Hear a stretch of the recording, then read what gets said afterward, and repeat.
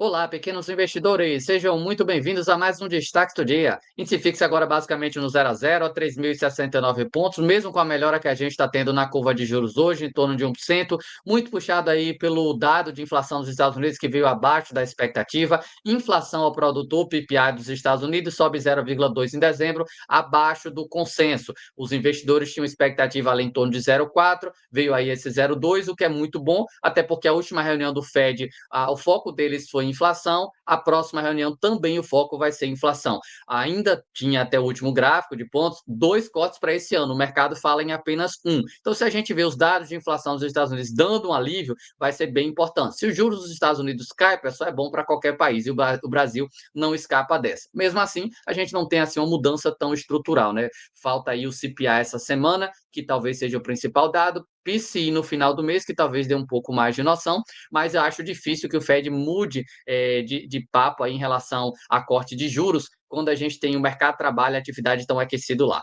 Mapa dos ativos aqui, vocês podem perceber que é um segmento com uma performance tão interessante. Temos aqui agora o XPML subindo 0,71, VISC 1%, tem a HGLG em queda, BTLG em queda, KNCR em queda. Então, no dia de hoje, sem nada de muito relevante. Comparado aí ao que foi o final do ano, que a gente viu tudo que é ativo subindo 2, 3% por pregão, agora a gente já começa a se acomodar, aquele rally de final de ano de fato ficou para trás, ano de 25 começa aí com muitos ativos realizando, acho que precisa de uma melhora considerável na curva de juros para quem sabe a gente ver uma nova pernada de alta. Vamos passar aqui agora para alguns ativos específicos, como estão vindo para fechar o pregão, destaques em termos de altas e de baixas, fatos relevantes e fechando aí com o assunto dividendos. Como eu sempre lembro, isso não é de maneira nenhuma recomendação. Quero iniciar, pessoal, pelo VGIA, que cai agora 1%, R$ 7,78. Vocês podem ver como é que o mês já está feio aqui, queda de 4,18, mesmo com o rendimento igual do mês passado. 11 centavos por cota, a yield também ficou bem similar, 1,38 versus 1,42.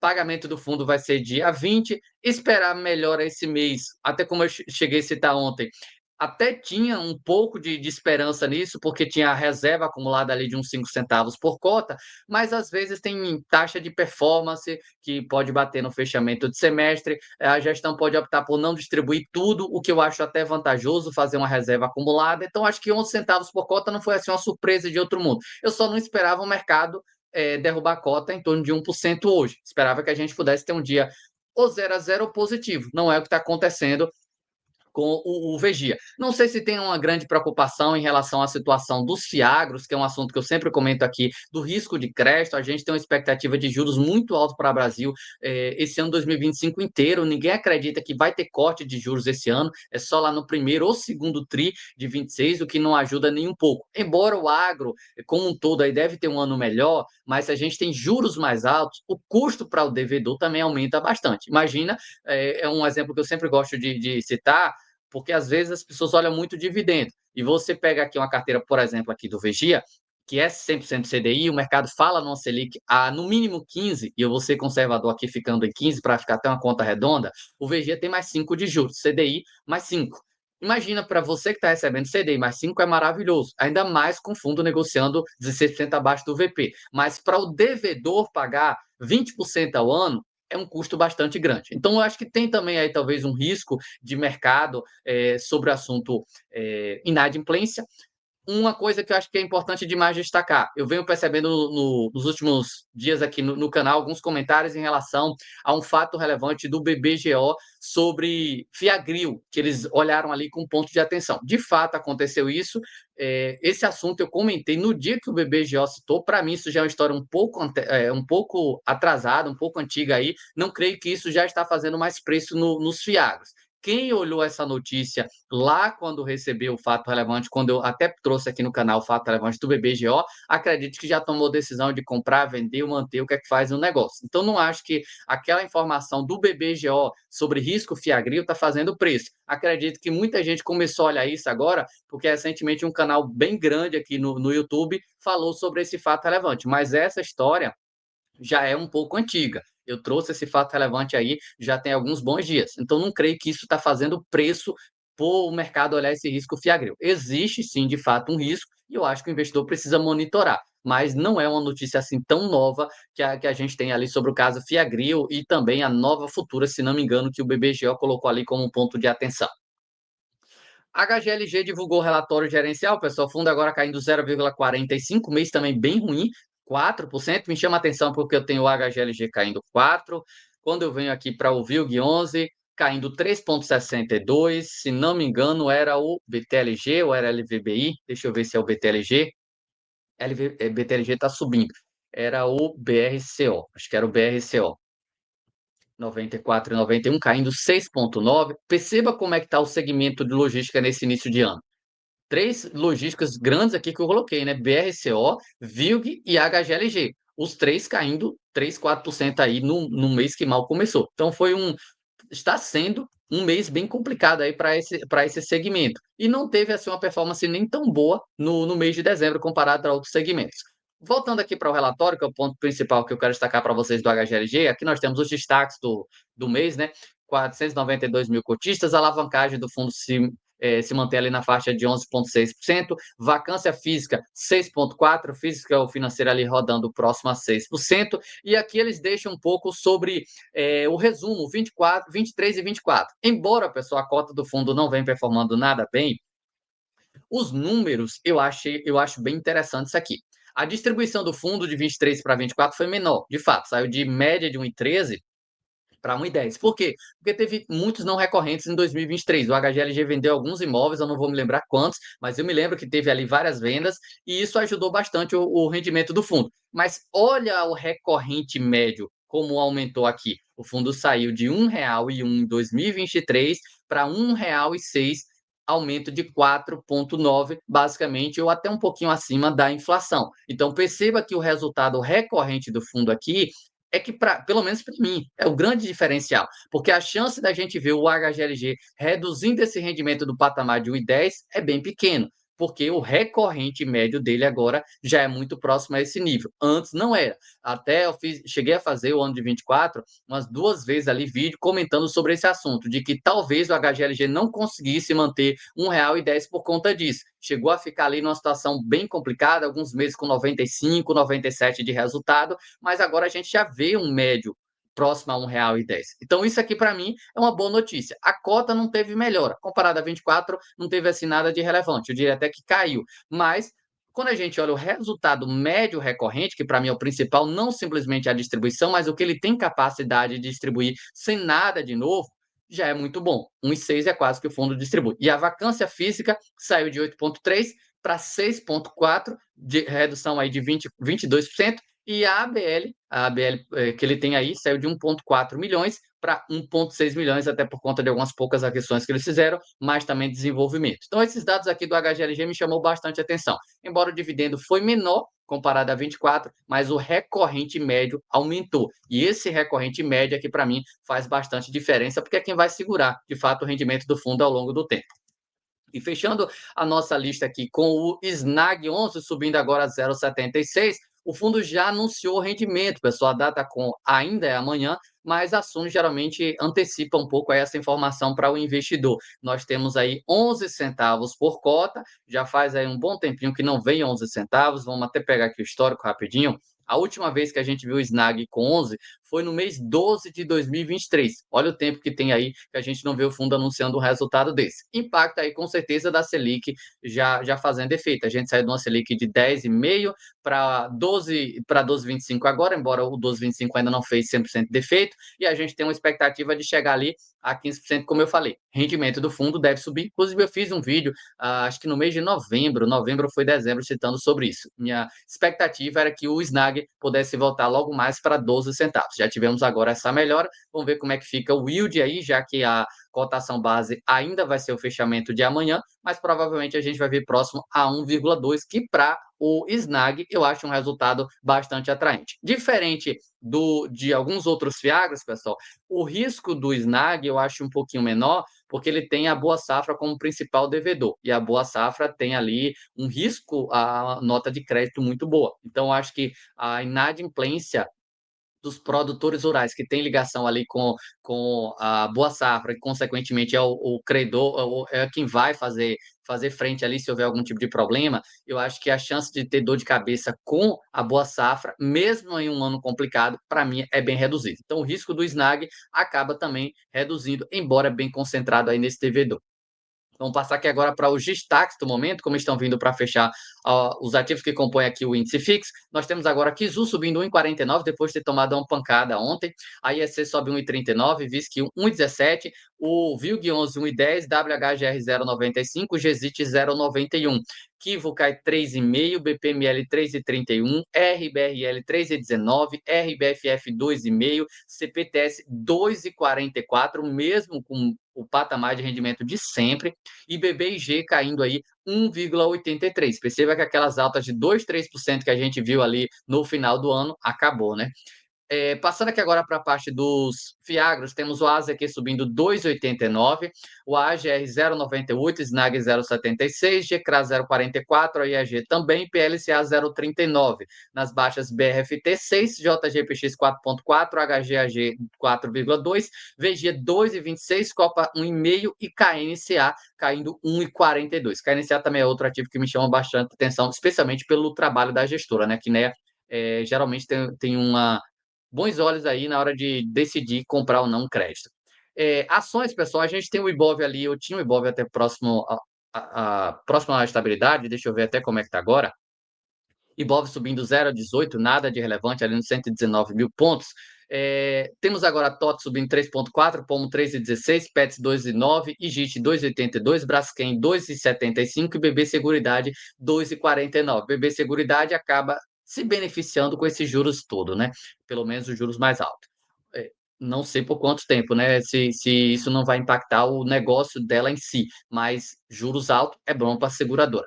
Lojas Renner que mais cai, 2,49, Eneva 2,44, IRB 2,16, CSN 2,08, Açaí 1,99 e Raizen abaixo de R$ 2. Que situação feia a da Raizen aí. Recentemente até fiz um vídeo de ações que têm potencial de valorização grande. Segundo os analistas, a Raizen pode subir mais de 100%. Eu acho que para isso vai ter que ter algumas mudanças aí na curva de juros, mas de fato é uma empresa que, na visão do mercado, é negociada com desconto considerável. Vindo aqui agora para comunicados, pessoal, separei um pequeno trecho do relatório gerencial do KNSC. Tem aqui alguns destaques, né? 1,7 bi de patrimônio líquido, valor patrimonial de 8,67, mas o ponto que me chama a atenção é isso aqui. Olha o carrego que você está tendo no KNSC. IPCA mais 10,4. IPCA mais 10,4 não é todo dia que a gente vê, especialmente para um fundo da Quineia. Não diria que é o fundo mais conservador, não diria que é um high grade, mas também não ficaria aí no high yield da história.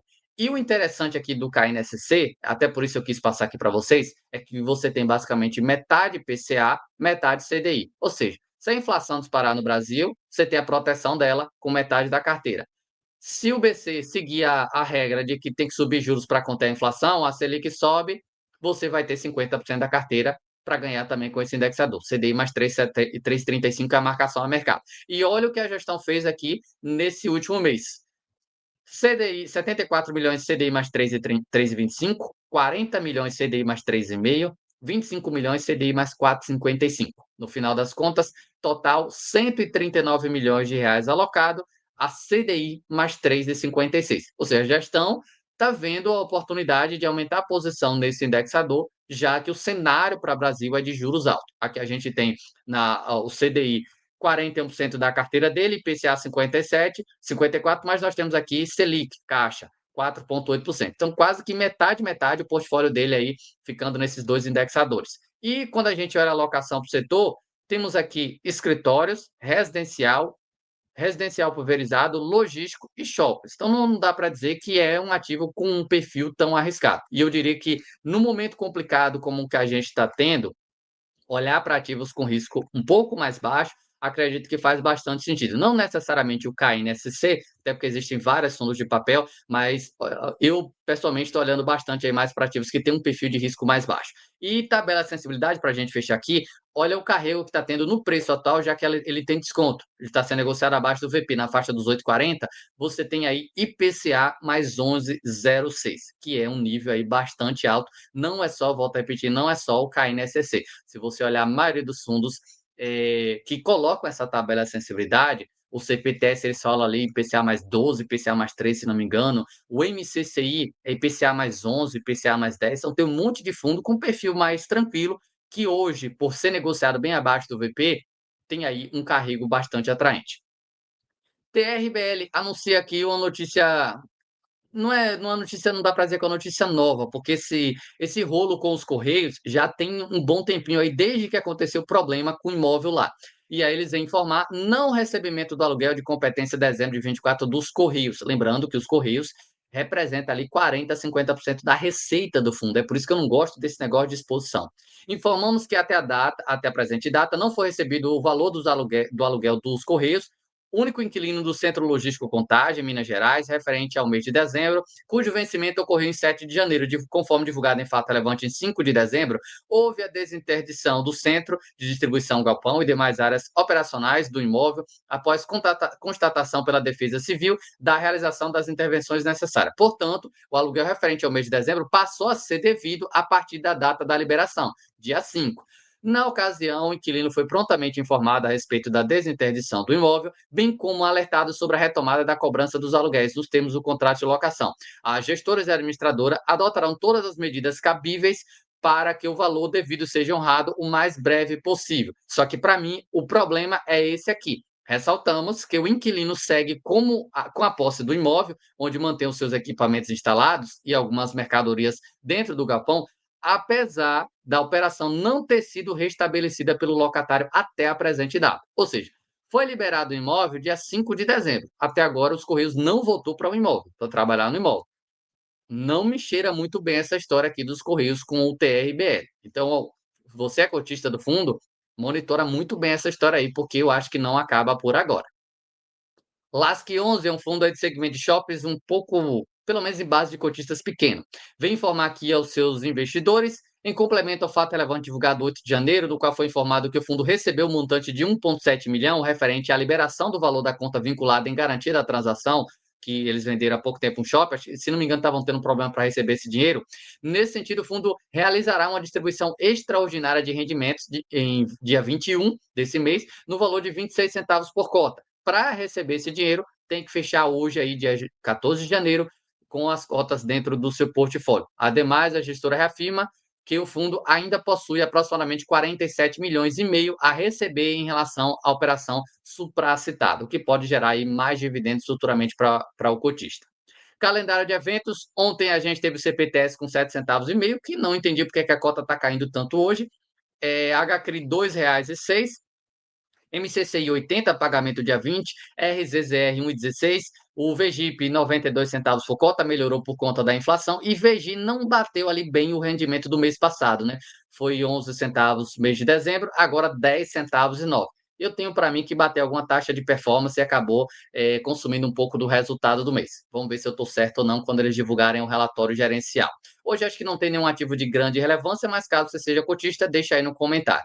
Quero fechar aqui o conteúdo convidando você a conhecer o App Grana. O App Grana é extremamente relevante, especialmente para investidor de renda variável, porque ele faz todo o processo em relação a imposto. Deixa o imposto de renda da bolsa no automático. Reduz os riscos dos seus investimentos com a inteligência artificial que você vai ter dentro do app lá, nos planos disponíveis. Recomendada pela B3 e por milhares de investidores. Então, é um app bem interessante para investidor de renda variável. Vale lembrar que você comprou, ou melhor, você vendeu fundo imobiliário com ganho, você tem que pagar imposto, declarar, tem que emitir o DAF ali, calcular quanto que você tem que pagar, mas precisa fazer esse pagamento. Emitir DAF é um processo um pouquinho complicado, especialmente para quando a pessoa está iniciando, quando não tem muito hábito de fazer isso.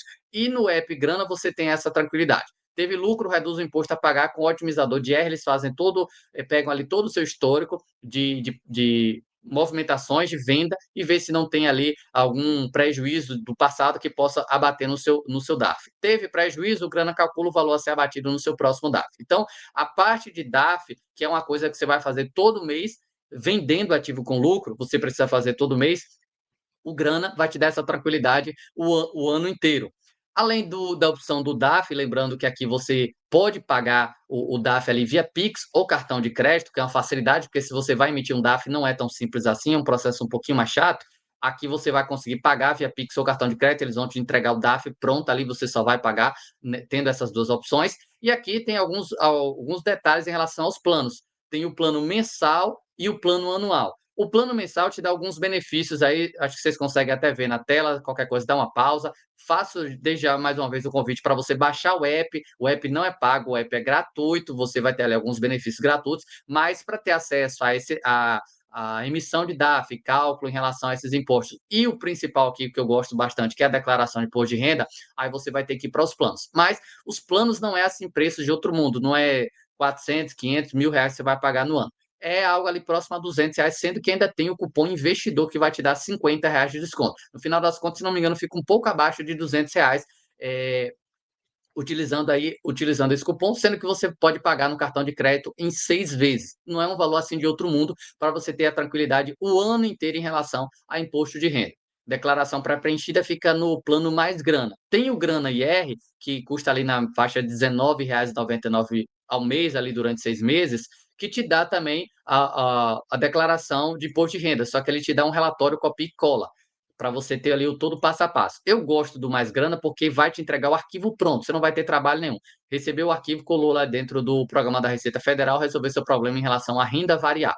Tudo que tem ali de detalhes que precisam ser entregues para a Receita Federal, no plano Mais Grana você vai ter essa tranquilidade. Então faça esse convite, mais uma vez, baixe o app, faz seu cadastro, linka ali com os dados da B3, é 100% seguro, como eu falei há pouco, é recomendado pela própria B3 e analisa os planos. Qualquer dúvida, entra ali no suporte, o pessoal responde muito rápido, qualquer dúvida vocês resolvem ali com ele e verificam o plano que mais é interessante para você. Mas eu acho bem importante, até porque investidor de renda variável sempre faz alguma movimentação, sempre vende algum ativo. Se vendeu com lucro, você vai ter que se preocupar com imposto de renda. E o app vai te dar exatamente essa tranquilidade. E não esquece, utilizar o cupom investidor, além de você ter um desconto de R$ 50, que representa bem do valor do plano, você vai estar ajudando bastante aqui o canal. Bom, pessoal, esses eram os detalhes que eu tinha para passar. Espero ter ajudado e até o próximo conteúdo.